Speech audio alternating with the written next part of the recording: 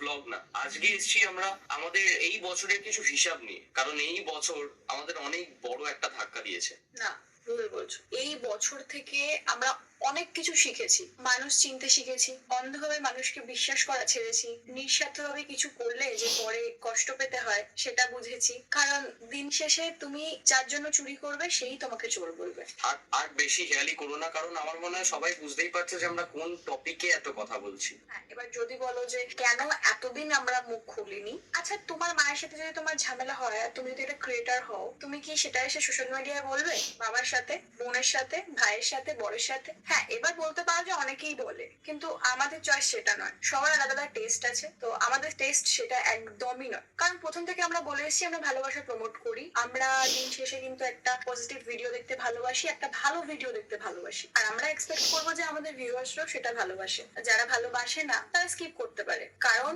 একটা মানুষ সবার কাছে কোনোদিন ভালো হতে পারে না। আমাদের ভিডিও যে সবার ভালো লাগে ক্লিয়ার করতে কি প্রবলেম হয়েছে সেটা একবার শুনতে, মানে বার্থডের পরে সে আর কোনো সুযোগই দেয়নি, আমরা কি ফেস করছি সেগুলো একটু শুনবে বা সেটা নিয়ে বসবে, যার জন্য সেগুলো সলভ হয়নি। তো আমি এটাও বলতে বাধ্য হচ্ছি সে হয়তো কোনোদিনই আমাদের ভাই বোন ভাবেনি, জাস্ট মুখের কথা জাস্ট বলে গেছে। নইলে তিথি এটা বললো যে কেউ কখনো পারবে না নিজের ভাই বোন বা মা বাবার নামে সোশ্যাল মিডিয়াতে সে বদনাম করতে। আমরাও পারতাম, যখন বন্ডিংটা শেষ হচ্ছে প্রচুর কমেন্ট আমাদের এসছে, সুপ্রিয়তার একার আসেনি, প্রচুর কমেন্ট আমাদের এসছে, প্রীতির অনেরও এসছে, পারতাম কেউ না কেউ তাড়াতাড়ি করে ভিডিও দিতে, বাট সেই দেখলাম বারবার করে পোক করে গেছে, বারবার করে সেই টপিক গুলো তুলে ভিডিও বানিয়েছে, আর প্রথম ভিডিও কিন্তু সেই বানিয়েছে। এবার আসি কমেন্টে, সুপ্রিয়তা তারপরে দেখি আস্তে আস্তে করে কমেন্ট করা শুরু করে। সেই নিজের ভিডিওতে বলেছে একটা কমেন্ট নয়, 3টে কমেন্ট। তো 3টে কমেন্ট না, তার আগে স্টোরি দেয়া হয়েছে, হয় না পোল টাইপ দেয়া যায় ইনস্টাগ্রামের স্টোরিতে, বা কিছু এখন কোয়েশ্চেন আজকে কোয়েশ্চেন এরকম সামথিং কিছু দেয়া ছিল, হয়তো সুপ্রিয়তা দিয়েছিল, যেখানে একজন কোয়েশ্চেন করে আওশালো টিমকে আমরা